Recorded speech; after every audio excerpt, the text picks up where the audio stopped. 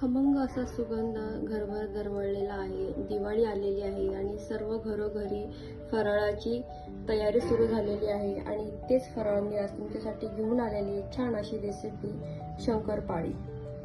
बनवायला अगदी सोप्या पद्धतीने मी तुम्हाला पद्धतशीरपणे किती प्रमाण घ्यायचं, त्याच्यामध्ये काय घालायचं, कोणता एक सिक्रेट पदार्थ आपण घालणार आहे या रेसिपीमध्ये, ज्याने तुमची शंकरपाळी अगदी दुप्पट तिप्पट फुलणार आहे. त्यासाठी व्हिडिओ शेवटपर्यंत नक्की बघा, कुठेही व्हिडिओ स्किप करू नका. चला रेसिपीला सुरुवात करूया. नमस्कार, स्वागत आहे तुमचं आजच्या एका नवीन रेसिपीमध्ये.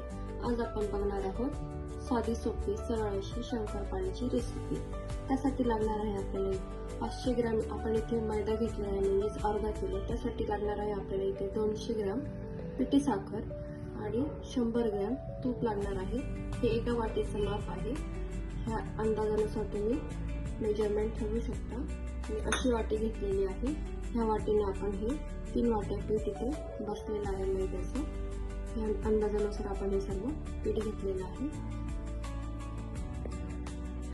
पीठ मळण्यासाठी आपण असं मोठं भांडं घेणार आहे. त्याच्यामध्ये हा सर्व मैदा आपण काढून घेणार आहे. इथे आपल्याला कोणत्याही प्रकारचं मोहन वगैरे करून शंकरपाळी नाही बनवायची. फक्त तूप वितळून आपण हे बनवणार आहोत.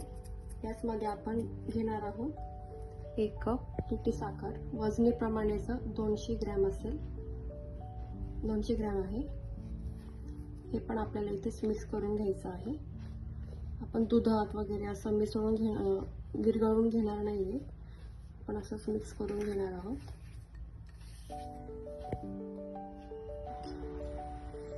आता आपण इथे तूप घेतलेलं आहे 1 वाटी. ते आपण तूप छान मिक्स करून घेऊया. तूप हलकासं मी गरम केलेलं आहे. खूप कडकडीत तूप घ्यायचं नाही आपल्याला. ते छान असं हे मिक्स करून घेऊया आपण. आपण यामध्ये एक सिक्रेट पदार्थ घालणार आहोत, तो म्हणजे आहे बेकिंग पावडर. बेकिंग पावडरमुळे आपल्या शंकरपाळी एकदम खुसखुशीत होणार आहे. खूप लेयर्स त्याला येणार आहे.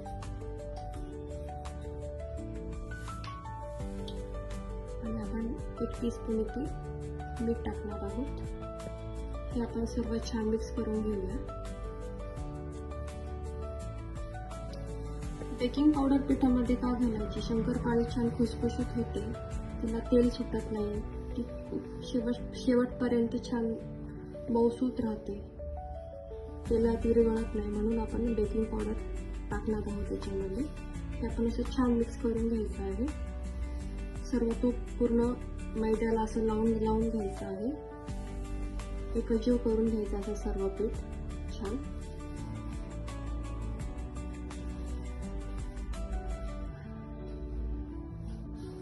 आपण पीठ छान हलक्या हाताने मळून घेणार आहोत. त्याला जास्त रगडत बसायची गरज नाही. अगदी हलक्या हाताने हळूवारपणे आपण हे वरच्या वर असं थोडंसं पीठ मळून घेणार आहोत.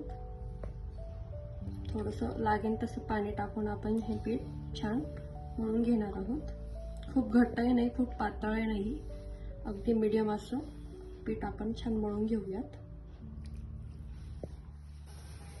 आपण पीठ छान असं अलगद मळून घेतलेलं आहे. तुम्ही बघू शकता किती छान आपण असं हलकसर मऊसर असं पीठ छान मळून घेतलेलं आहे. असा पिठाचा छान गोळा झाला पाहिजे अशा पद्धतीने.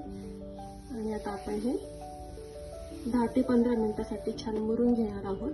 लगेच बनवायची घाई करायची नाही. पीठ इथे छान मळून तयार झालेलं आहे. तुम्ही बघू शकता व्हिडिओमध्ये अगदी छान आपलं मऊसूत असं पीठ मळून तयार झालेलं आहे. आता आपण हे पीठ 10 ते 15 मिनिटासाठी छान मुरून घेणार आहोत. पीठ छान मुरलं की शंकरपाळ्यांना लेयर्सही छान येतात आणि खूप छान होतात आपले शंकरपाळी. तर आपण आता हे 10 ते 15 मिनिटासाठी छान मुरवून घेऊया. असं झाकण ठेवायचं आहे त्याच्यावरती आणि हे 10 ते 15 मिनिटासाठी आपण छान रेस्ट करून घेऊया. पीठ इथे छान मुरलेलं आहे. तुम्ही बघू शकता किती छान झालेलं आहे. ते मऊसूत असं झालेलं आहे. आपण शंकरपाळी करून घेऊया. छान मळून घ्यायचं आहे ते थोडंसं. आपण याचे छान गोळे करून घेणार आहोत. असं गोल करायचं आहे त्याला हलक्या हाताने आपण याला छान गोळा करून घेणार आहोत. बघा अशा पद्धतीने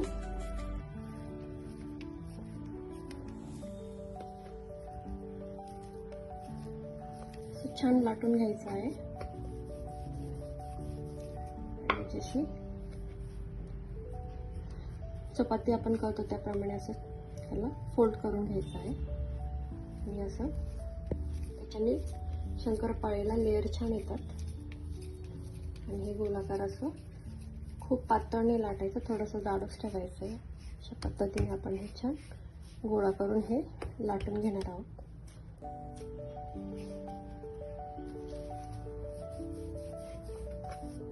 खूप जाड नाही लाटायचं, खूप पातळ नाही लाटायचं, मध्यम साईज मध्ये आपण हे आपण छान पोळी लाटून घेतलेली आहे. आणि आता आपण हे छान कट करून घेऊयात. तुम्हाला कसं हवं आहे, जाड बारीक जितक्या डिस्टन्सने हवं आहे तसं तुम्ही कट करून घ्या. असं कट करून घ्यायचं.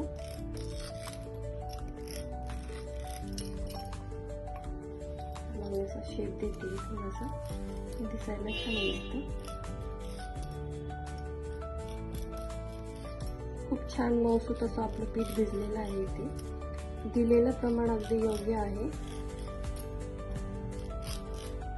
रेसिपी नक्की ट्राय करा अशा पद्धतीने.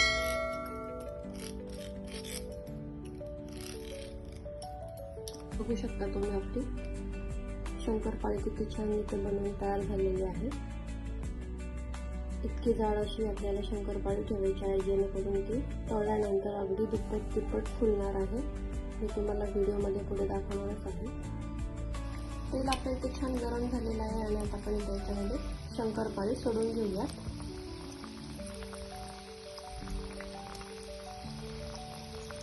एकाच वेळी भरपूर नाही टाकायचे, थोडं थोडं करून टाकायचे आहे.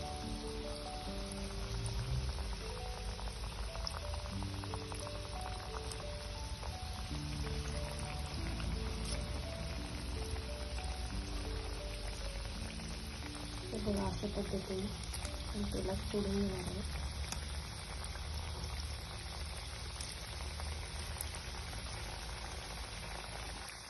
गॅस आपल्याला स्लोच ठेवायचा आहे.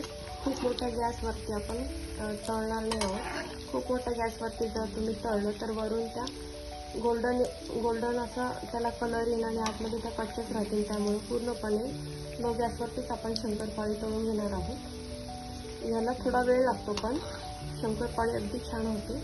तुम्ही बघू शकता आपल्या शंकरपाळ्या किती छान कुठेही तेलामध्ये विरघळलेले नाही आहेत आणि अगदी दुप्पट तिप्पट फुलत आहे. तुम्ही बघू शकता किती छान आपली शंकरपाळीचे बनवून तयार झालेले आहे. अशा सर्व शंकरपाळी तळून घेते.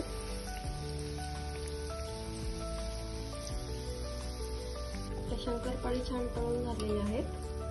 बघू शकता तुम्ही कुठेही तेलामध्ये विरघळलेले नाहीये. अगदी हलक्या फुलक्या आपल्या अशा शंकरपाळी इथे बनवून तयार झालेल्या आहेत. आता आपण या काढून घेऊया आणि एवढ्याच रंगावरती आपण सर्व शंकरपाळ्या तळून घेणार आहोत. यापेक्षा जास्त डार्क कलर करायचा नाही.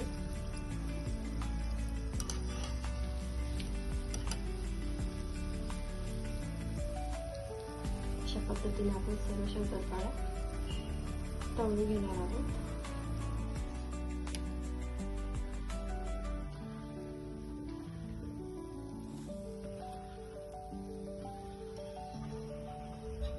बघा ना मैत्रिणींनो, तुमच्याशी बोलता बोलता इथे आपली रेसिपी तयारही झालेली आहे. किती छान आपल्या ह्या शंकरपाळी बनवून तयार झालेल्या आहेत. मी तुम्हाला आता एक हातावरती तोडून दाखवते. किती छान आपली ही मऊसूत रवाळ अशी शंकरपाळी जिभेवर ठेवताच विरघळणारी अशी शंकरपाळी आपली ते बनवून तयार झालेली आहे. तुम्ही बघू शकता तळण्याआधीची ही साईज होती आणि तळल्यानंतर आपली शंकरपाळी दुप्पट तिप्पट अशी फुललेली आहे. खूप छान ही रेसिपी बनवून तयार होते. यामध्ये अगदी योग्य प्रमाण दिलेलं आहे. इथे आपण अर्ध्या किलोच्या प्रमाणामध्ये आज शंकरपाळ्या बनवलेल्या आहेत.